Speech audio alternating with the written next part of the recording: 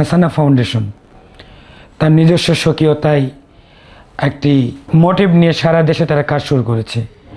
এই জন্য হাসানা ফাউন্ডেশনকে আমি আমার একেবারে হৃদয়ের গভীরতম প্রদেশ থেকে তাদের জন্য শুভকামনা করি, তাদের জন্য আরও স্থায়িত্ব প্রত্যাশা করি।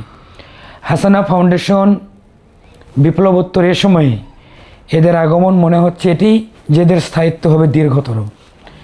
দিনের প্রচারকে টেকসই করতে তাদের ভূমিকা হবে যথাযথ। আমি যতদূর জেনেছি এই ফাউন্ডেশনের নেপথ্যে যারা কাজ করছে তারা সবাই ডেডিকেটেড এবং ইসলামের জন্য উৎসর্গকৃত প্রাণ।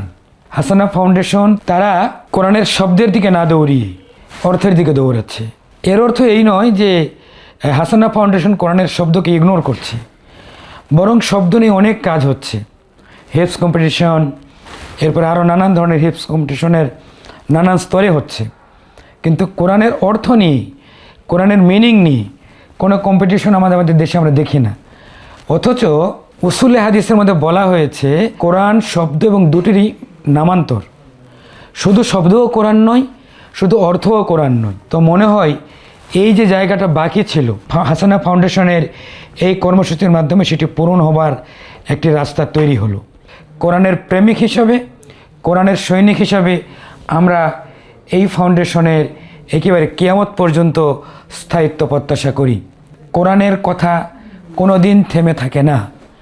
যারা কোরআন নিয়ে কাজ শুরু করেছে তাদের কাজ কোনো দিন থেমে যাবে না।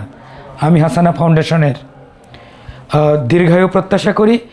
এর সাথে যারা কাজ করছেন তাদের এই কাজটি শুরু নয়, তাদের এই কাজটি শেষও নয়, তাদের এই কাজটি সবসময়ের সর্বদা। হাসানা ফাউন্ডেশনের জন্য আবারও শুভকামনা, আবারও তাদের সকলের সুস্থতার প্রত্যাশা।